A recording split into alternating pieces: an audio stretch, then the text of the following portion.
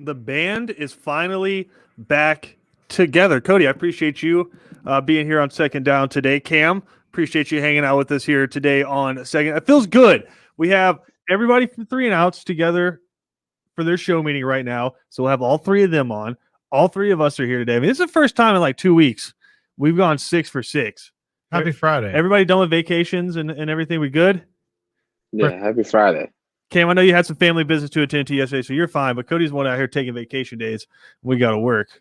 Yep, it's nice. Don't worry. I held it down. It got real slim last Friday because it was just me and BJ. And also, the Braves got like pushed back on Monday. Day, yeah. So like, I kind of felt bad for you guys. I'm like, dang. Cam, I don't know about you. I kind of feel like that's a lie. Do you think while Cody was on vacation, he even felt the littlest bit bad for us? He did. I believe it. I'm lying. I am glad that you go along with it. I was a better man, but I'm not. I enjoyed going back to Colorado. Well, there you go. It was fun. Much more fun than being here. I'm just playing. I love it here. But again, glad to have you alongside on Second Down today. A lot to get to today. Quick update on the Masters. Justin Rose, yesterday's leader at 7 under, currently sits 6 under today, +1 through 15. Mark Leishman has made a push as well. He is 5 under on the day through 17. Tony Finau making a big push today. He's 6 under today. That tied with Weisberger would be the round of the day so far. Tony Finau through 11, 4 under for the tournament. Other guys of local interest, Brian Harman, currently even on the round, 3 under, so 3 off the lead. Hideki Matsuyama is 3 under as well. Justin Thomas, 3 back, and Jordan Spieth rounds out the guys 3 under for the tournament. So a lot of names clustered at the top of that leaderboard, Cody. A lot of guys I think are going to keep folks interested throughout the weekend because the biggest storyline coming to the Masters was the lack of a certain golfer, that being Tiger Woods, right? Yeah. Everybody talks about how, for the most part, golf just kind of falls off in terms of viewership when Tiger's not in the tournament.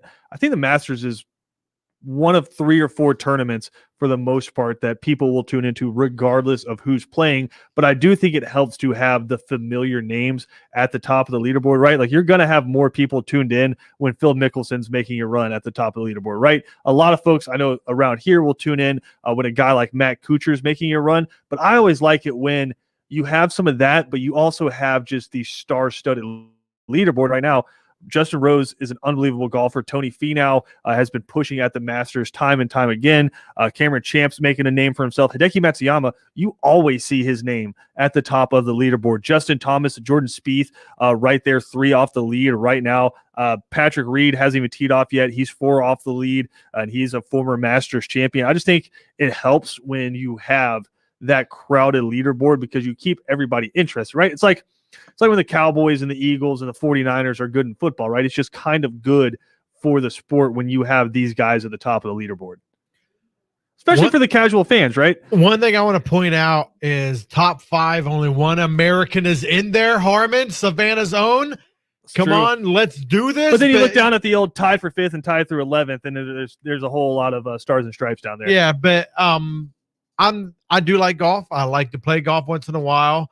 I will tune in once in a while, but when it comes to the Masters, it's that thing where everybody watches. You're right.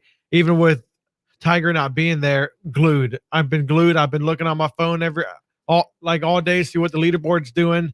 It's fun to watch. Great course in Georgia's own. Yeah, don't beautiful. Don't.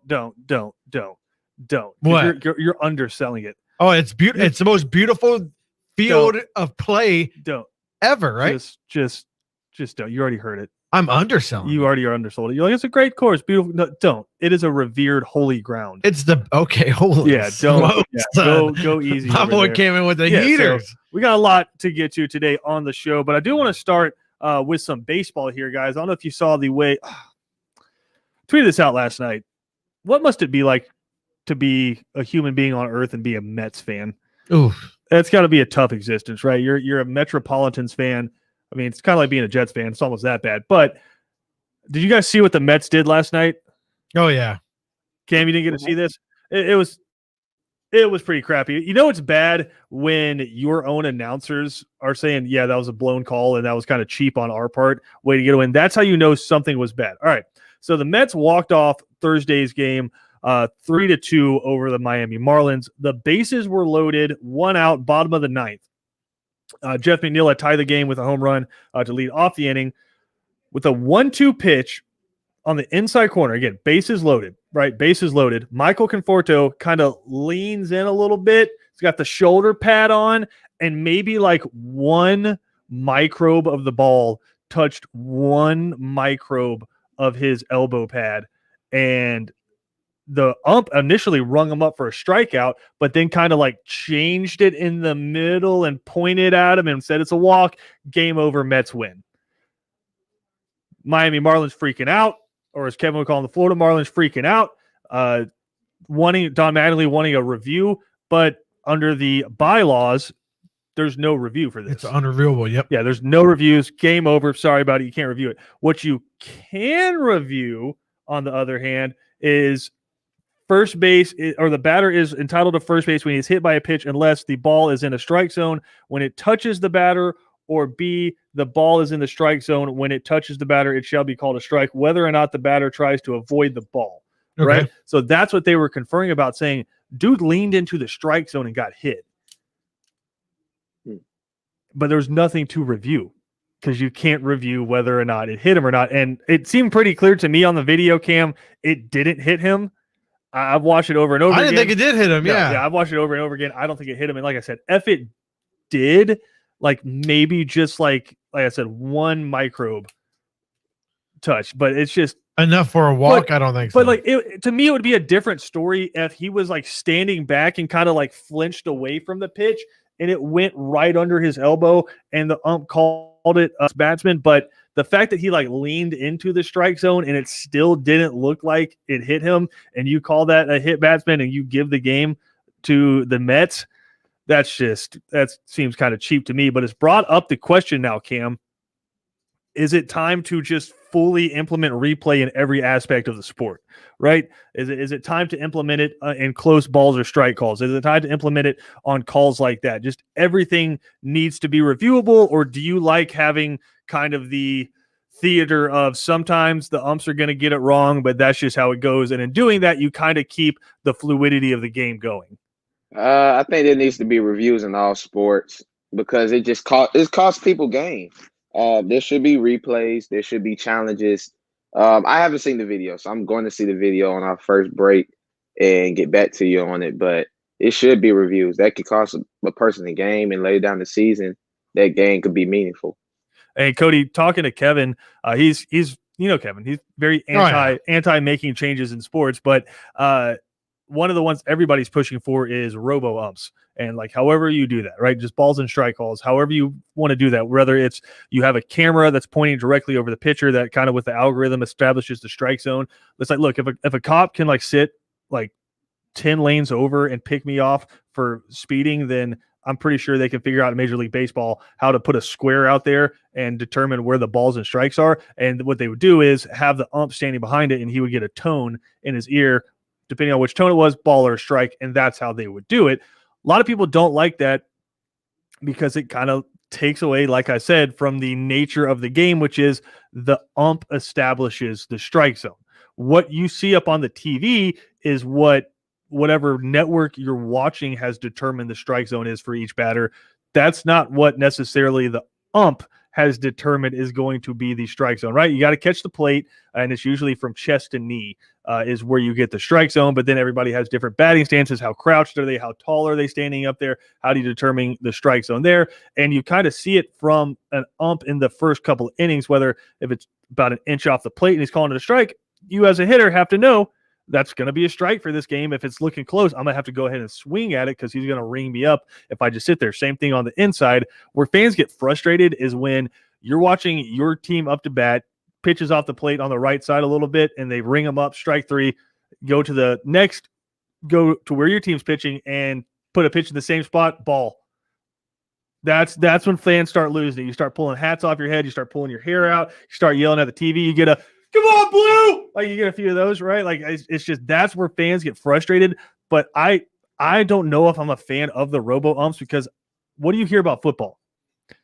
If the refs wanted to, they could throw a flag on every play. Yep. Every single play, there could be a holding call, right? And so if you implemented something where it was you had Sky Ref and it was watching every player, every single play, you literally wouldn't be able to have a football game because there would be a pass interference, there would be a defensive holding, there would be holding on the offense, there would be some kind of motion penalty every single play. I mean, I don't know how many of these college teams that run some of these spread RPO style offenses would actually even be able to get a snap off because their tackles are so far back off the line that I'm watching it 9 times out of 10. I'm like, they don't have enough dudes on the line of scrimmage. Yep. Right. So I just think you got to be careful when you start implementing stuff like that because it could really change the nature of your sport. Well, it starts taking out the human element, and that's my biggest complaint. I think it should be able to do reviews and all that, but when it comes to actual strike zone calling, strikes, balls, use the human element. There's going to be error. That's what sports is going to be. There's going to be controversy. So you're going to say you're going to get rid of it. So there's going to be no controversy. That sounds like the most boring thing on earth to me.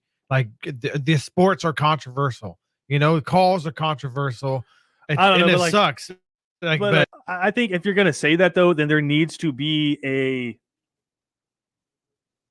stricter punishment for officials. I agree with that. Then because yes, right now there's hardly any. Like, I mean, I guess the only thing you really get punished for is if you are graded badly enough, you don't get to ref in the playoffs. Yep. Right. Like that's pretty much the only punishment you get. I think in baseball specifically, I think you just have balls and strikes umps. Like you get the guys who are the most efficient at that, okay, and have them calling balls and strikes. You're like, well, you do the rotation because you got to develop the new umps. This is Major League Baseball. Yeah, you don't need. If you need to develop them, let them come up through AAA. Because I mean, there you go. That's Major League pitching. If you need them to, that's fine. But everybody else can sit on first and third. But I want the cream of the crop from every crew calling balls and strikes every game. I don't want the rotation through. Like that's the one thing that gets me with baseball is you see a certain guy come up and you're like, oh God, here we go. Like that's not how it should be with the officials. How many? I guess you would say. Challenges would you want allowed in baseball? What limit? I think you have 2 right now, but just 2, but I don't think that's enough, right? But there's a limit on what you can challenge. So more so than increasing the number of challenges, I would increase what you can challenge. Like, okay, there you go. I think they should have been able to challenge Conforto's getting hit last night, but they said nope, game's over. Sorry. See, that's ridiculous. Like. And again, just because you put replay in and just because you let somebody go back and look at certain stuff doesn't mean they're always going to get it right, i.e. the Saints.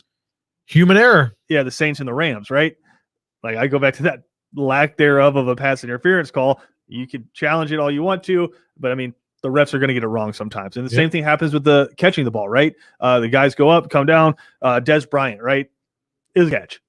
Like, I think we all agree it was a catch. It was a catch, right? I mean, but you even this guy over but here. you review it and you still call it a drop. Just even if you add that review element to it, it's not going to be 100% every time. I'm kind of with you. I think you let the flow go. It's just part of the sport. Sometimes you have the sports gods, and it's always going to even back out eventually, right? Ball don't lie, right? Eventually, it's going to even back out, specifically in a sport like baseball where you play 162 games. Now, if I'm a Saints fan and it's in the playoffs, and that just cost my team the game, that's a whole different story. That's when I'm marching in the streets protesting NFL officials. We got more to come here. Marching in the streets. Oh, yeah, 1,000%. We got more to come here, though. Big Masters weekend coming up. We'll update you on the scoreboard when we come back. Justin Rose has gotten back to even par, so he's back to 7 under on the day. He loves that back 9, tearing it up there at Augusta National. We got more to come here on Second Down. We'll be right back after this.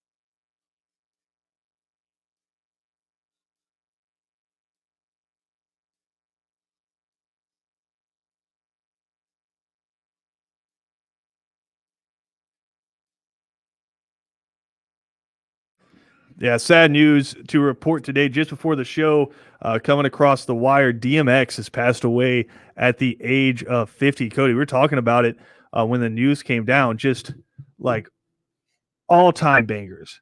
The dude had an unbelievable catalog. Cam, I don't know if he's before your time, but he's got like 5 or 6 songs, and I think this should have like its own category where within like the first 2 beats, you're like, oh, like not just like you recognize the song, but literally the song makes you go, what? Like that was DMX, man. And again, has passed away at the age of 50 from what's reported to be a heart attack. He'd been in the hospital the past couple of days. But Cam, I don't know how big of a DMX fan you are, but you should be if you're not. I listened to a few songs, but one song I really like is "Up in Here." I mean, everybody likes that song. So. You made me act a fool. Yeah, It's gonna I love that song. all I gotta say is all dogs go to heaven, man. That's true. It's X gonna give it to you is amazing. Rough Rider Anthem is like in the rap Hall of Fame. But there's a whole like where the hood at is another one that's unbelievable. That's just one of those ones where like you're 16 before the high school game, Kevin or Cam, and you got the headphones on, and you don't want to come across the middle after I've been listening to DMX. Not only that, that's all I'm saying. You know you're a bad dude when Mike Tyson came out in 1999 to a DMX song. That's when you know it's some hype songs. You got Iron Mike coming out to your songs, and you're doing something right. But again, DMX has passed away at the age of 50. We're going to play some of his songs the rest of the way here. I can't speak for the old guys on 3 and Out, but we're going to be honoring DMX here on Second Down. Another thing I wanted to get y'all's opinion on, and I think this is one of the more covered menus in all of sports, and that's the menu at Augusta National, where currently the Masters is taking place, Cam. I don't know how aware you are of the menu at Augusta National, Cam, but it's got some tasty treats on there and some stuff I think that would surprise people, right? Because you always hear about the exorbitant cost of getting into Augusta National and just how hard it is to even have a chance to spend that money to buy those tickets. But once you get in there, Cam, prices just haven't changed for a long, long time. Cam, you go in there right now, you can get you a club sandwich for $2.50. Oh, I thought you was gonna say some crazy prices like $50. No, the Masters like this have not changed their prices because it's not where you make your money, right? You got to make the folks happy with the food. Where you make your money is in the dang mall that they have there that they call their clubhouse. Have you seen that thing, Cody? It's beautiful. Unbelievable. I think they rebuilt it in 2018, but that's where they make their money is just the apparel, the stacks upon stacks upon stacks of hats, shirts, pullovers, everything, cups, everything that folks buy in there. They're saying right now that you can get up to 3 meals for like $15. No, yeah, like that's not a lie. You Yeah. you can get a full meal with a side for like $7 at Augusta National. I mean, and I wanted to see your opinion on some of these because some of these are just traditional down south favorites, delicacies. I mean, everything on this menu I'm housing, no problem, right? But I do think some people go like that aren't necessarily from the South go, I'm not sure how I'm feeling that. So number 1 on the menu for $1.50, you guys can have an egg salad sandwich. Yeah, I saw that. Good. Yeah, You scooping that up? Nope, not me. Cam? That's fine, but I'm not scooping it up though. You're not eating an egg salad sandwich? Nah.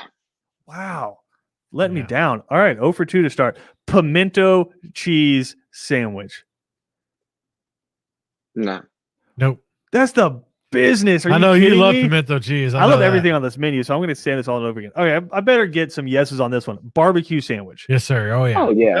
Okay. It doesn't matter what kind it All is, right, yeah. there we go. All right. Masters Club sandwich, which if you don't know, it's typically on a club.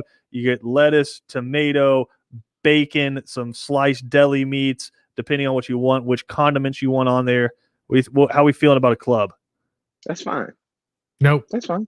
You're Cody's just horrifying. All these are going to be like about that, food. Grilled chicken wrap. Get some grilled chicken tortilla, Cody. That's It all depends. What's on? Just the bare basics. Let's just say it's grilled chicken and a tortilla. Yeah, I'll eat that. All right, Cody will eat that. Yeah. Classic chicken sandwich, which depending on what you want on it, it's just literally 2 slices of bread with grilled chicken in it. If it's plain like And that, then, yeah. I mean, you get whatever you want on it, but for the most part, it's lettuce, tomato, some mayonnaise, and some cheese. Which, to me, the perfect sandwich, and like I've had a whole lot of sandwiches, but if I'm hungry, the thing that, like the sandwich you eat in like 3 bites, and you're like, oh, like to me, it's grilled chicken, Swiss cheese, lettuce, tomato, and some mayo. And that's going down with, I'm not even breathing. That sounds disgusting. I'm not even breathing. All right. Next up on the list, we have the ham and cheese on rye. No, Why? because I don't like it. What you don't like, ham, cheese, or rye? Which one? I don't like it all mixed together. Cam, I this don't like man cheese. Cam, this man literally sent back a burger because the fries were touching it. Can't do it. Okay, yeah, I'm kind of the same way. I can't get mad, but not fries touching my burger though. I eat the burger. So you're I not. eat the burger. So what's wrong with the ham and cheese on rye, Cam? I just don't like cheese. Who am I working with? Yeah. You guys need Yeah. to go hang out with BJ. Who and are Ben. we working No, with? you got a normal human a being. dude who eats everything. A normal human being. I like cheese, so that makes me weird. Cody, No. you literally lactose intolerant, but you eat cheese. Yeah, it's horrible. I shouldn't do that. Bad. So who the It's hell am bad. I It's- working You with? have seen me here? like throw up and stuff like that. All right, from eating too turkey much and cheese on wheat. No, I ain't doing that. It's just I do it without the cheese. Train though. wreck. Chicken salad sandwich. You even need to answer. No, I don't like that. Do you like chicken salad? Nope. Yeah. Not me. Right. So what if I gave you like bread? With like balsamic. What if I gave you vinegar. bread and chicken salad? Would you eat that? As long as it's not mixed together. Would you yeah. eat that though? Yeah, So maybe. literally, if I gave you a bowl of chicken salad and a side of bread, you would sit there and eat the bread and then eat. I the don't want chicken like salad. croutons in it. I just want like So I'm spinach not- in it. Cody, answer the damn question. Yeah. If I gave you a bowl of chicken salad and then I put bread on the side, would you eat that? Like, would you? Yeah, I'd eat that. It's literally the same thing. No, you can't mix It's them in together. your mouth. Are you Can't do brushing your teeth between every bite? You can't do that. Are you brushing your teeth between every bite? I'm not like eating them like at the same time. I'm gonna eat the salad first whole, and then like wash it down, kind of like clean out my mouth a little bit, and then eat the bread.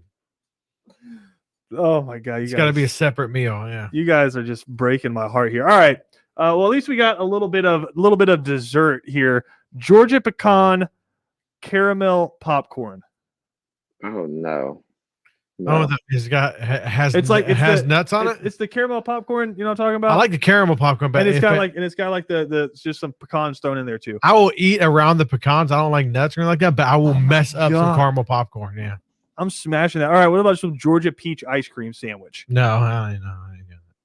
Ice cream. I've never heard of an ice cream sandwich. Ice You ever cream? heard of an Never ice had cream sandwich? sandwich? What do you like? Oh, Living I'm under a thinking- rock? I'm thinking of something different. Yeah, different. like my literally bad. like the Okay, vanilla never ice mind. cream Just- between the two. Yeah, just throw that away. I haven't had it in a long time. Sometimes a my bad. cookie. Like My bad. sometimes you make. But you said peach. Georgia peach ice cream sandwich.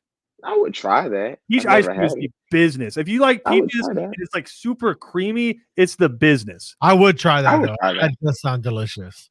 Like, I would Georgia- try it. Like a Georgia peach ice cream. and That sounds good. but literally, all it is with the sandwich is like a vanilla, is like the vanilla cookie kind of dough Oh, that they yeah. put. So okay, we got I it. would eat that one. Yeah, we got it, yes. Yeah, I would try that one. Everybody, we're I all, love peaches. so all Cody's eating is a barbecue sandwich and some Georgia peach ice cream sandwich. And that's all you need. And there's a domestic beer and an import beer and American craft beer right there. I'm gonna wash it down with that.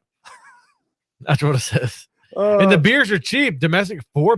Come That's what I'm on, saying. dude. They look, listen, they don't need to get your money back out from concessions, right? And they got a chicken biscuit. Oh yeah, baby. Yeah, they don't. They $1.50 don't need- for a chicken biscuit. What is this, McDonald's? Dang.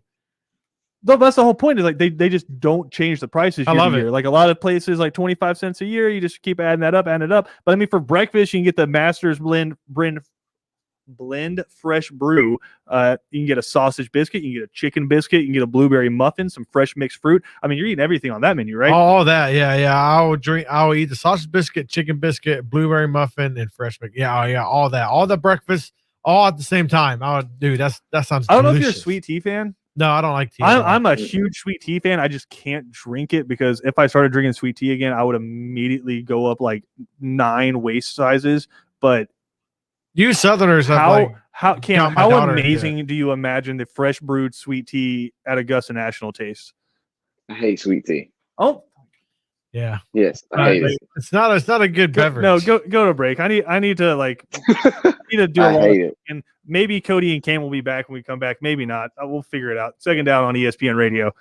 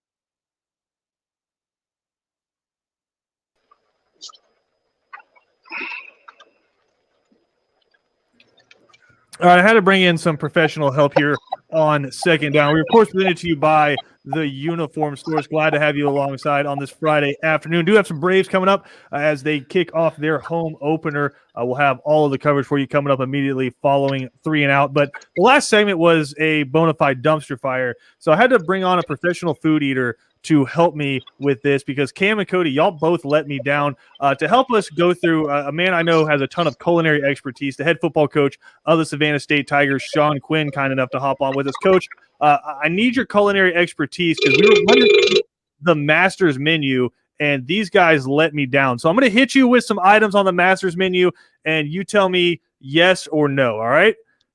Okay. Let's go. All right, so we'll start with a nice egg salad sandwich. Yes.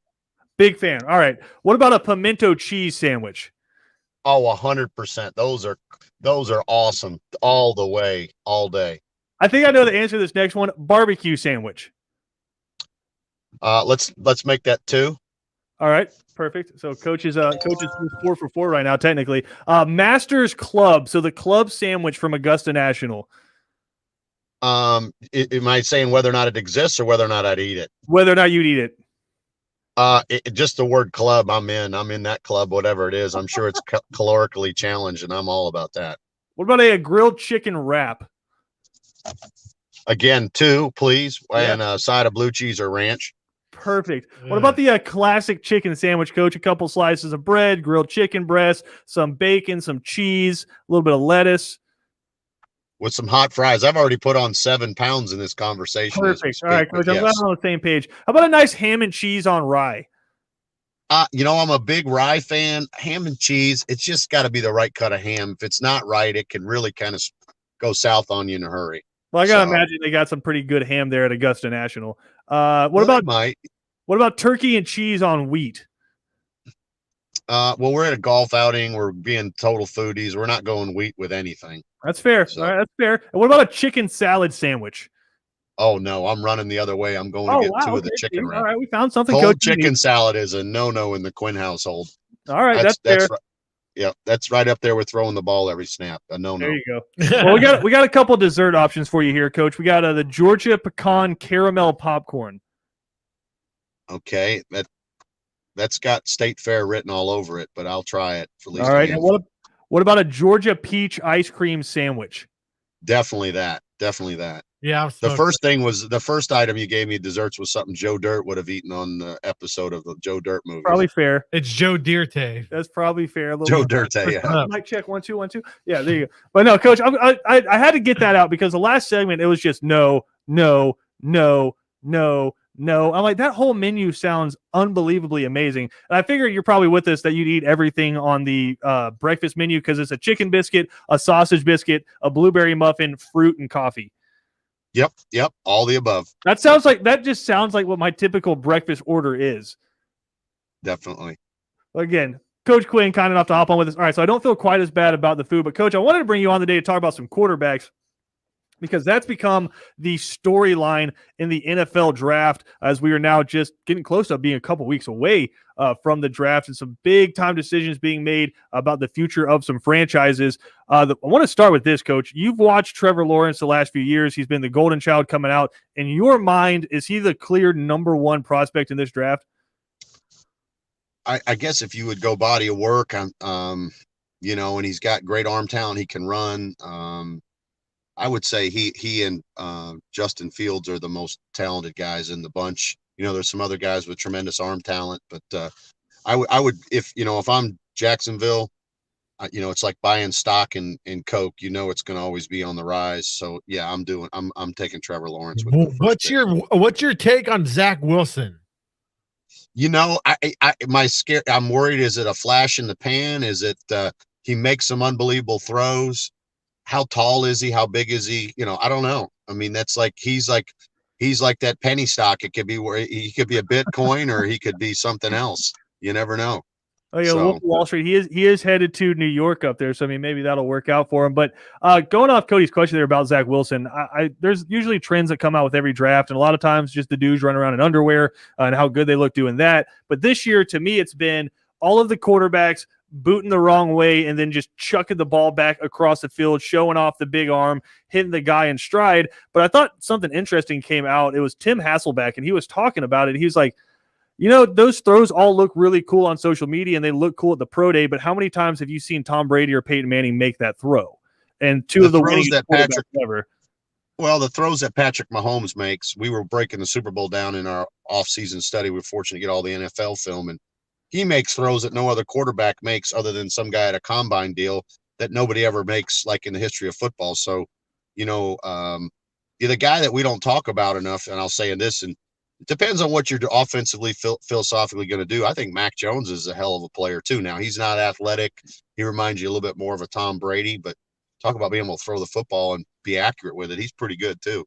I was going to say, if you were a scout at one of those pro days, how much are you paying attention to that huge 60-yard throwing the wrong way throw versus you're watching him on the 10-yard out routes?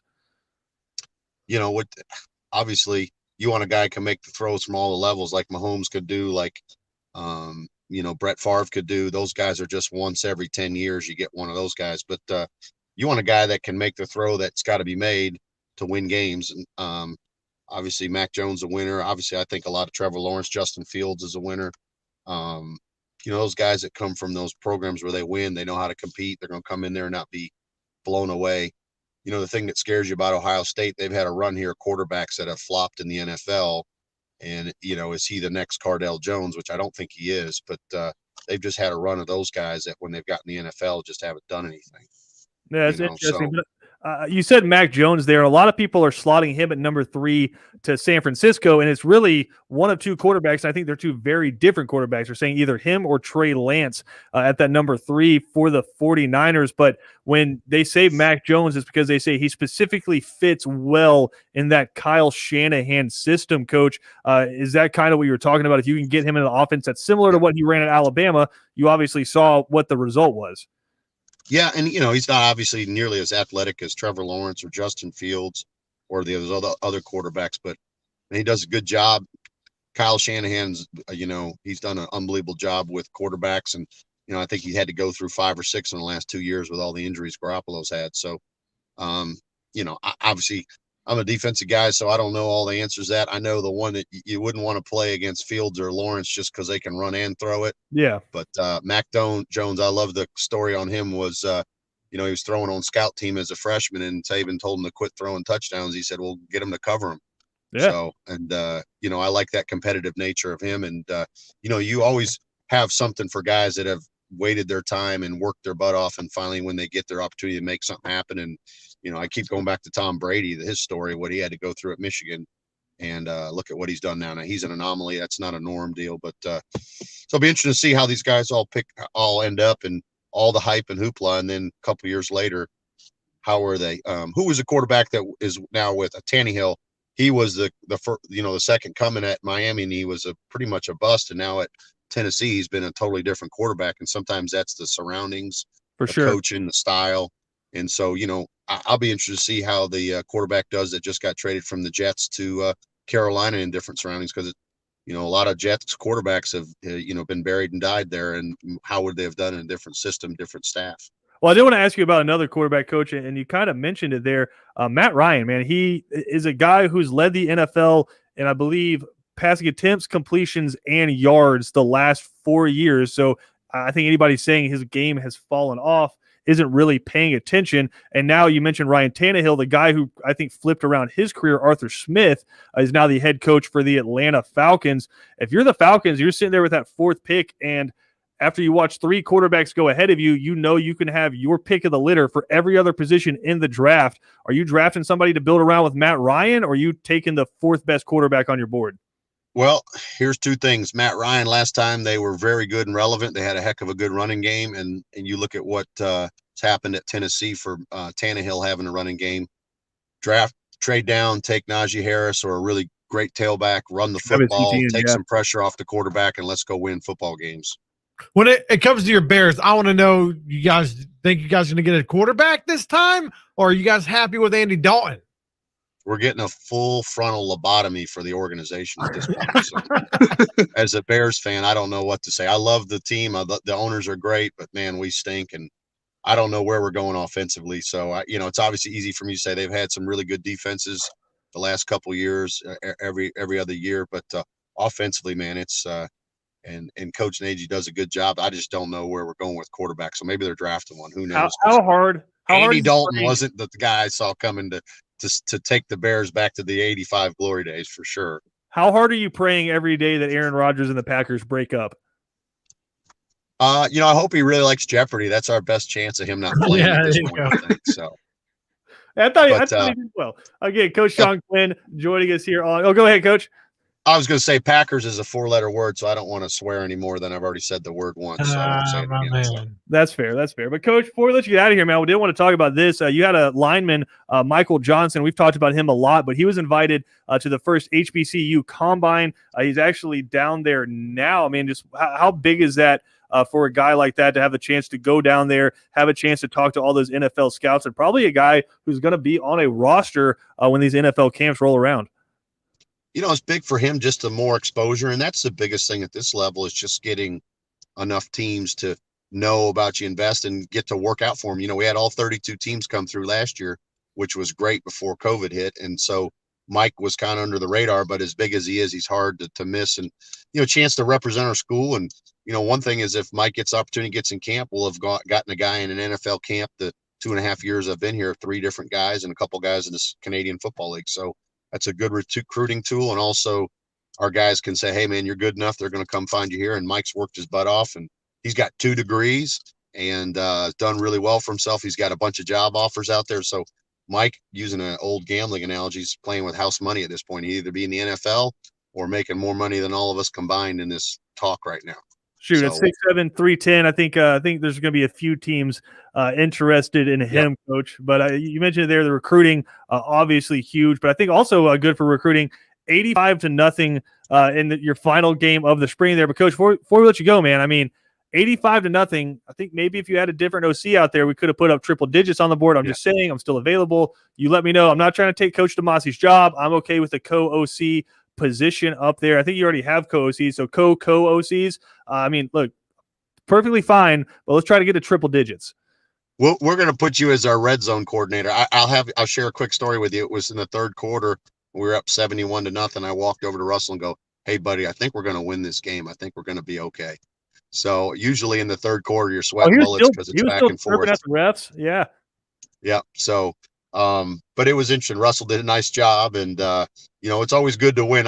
People say, well, you win by a win's a win. You'll take them however you can get them in this business. They're hard to come by. So, a lot of fun and good way to help finish up the spring. We're still going now, and we got a scrimmage coming up, and then we'll get ready to go. And there you go. Put the one in blue on, man. It's like staying at Holiday Express. The other one is like eating a bad. Yeah, that's like eating a bad chicken sandwich. It'll have stomachache all day. So put the right there. You go. There we go. Yeah, no, I mean, we no, don't even touch I'm not that, putting Cody. it on. No, you saw the schedule release. You guys kicking it off of Valdosta State. So obviously super excited about that. We'll make sure Mr. Valdosta Blazer back here, Kevin Thomas, gets an earful. But Coach, we appreciate the time, man. Enjoy your weekend. Always a pleasure catching up with you. You two guys. Hey, Cody and Cam, make sure that he puts that on his Twitter profile and his Match.com, puts it underneath his arm with a picture of the Savannah State helmet. That'll help him get some dates only, Coach. and some I'm only likes. on Farmers Only. You're on Farmers Only. Okay, we'll put it it with your tractor profile then. That's correct. Absolutely. Coach Sean Quinn, head football coach Go Tigers. at Savannah State, kind enough to join us. Coach, we appreciate it. We'll be right back here on Second Down.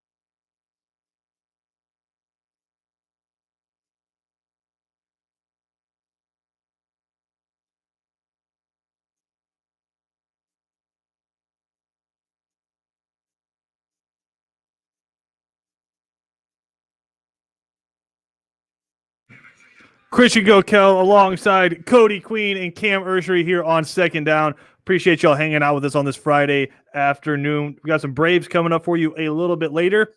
Cody, Cam, have y'all seen the fresh throwback uniforms the Braves are going to be rocking as they honor Hank Aaron and Phil Niekro this weekend? No, sir. I have not. Clean. Cam doesn't like the food, doesn't like the Braves uniforms, doesn't want to watch the Mets video. Cam, you ready for the weekend? I am, but I did watch the Mets video. That's a bad call.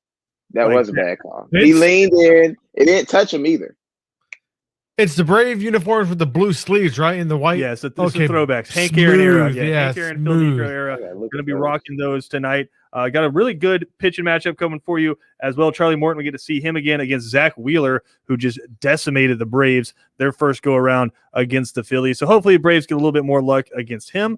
I mean, when do we start seeing Kung Fu Panda in like the regular lineup, or we just let him like gain power throughout the games, Cody, and then just pinch hit in the seventh?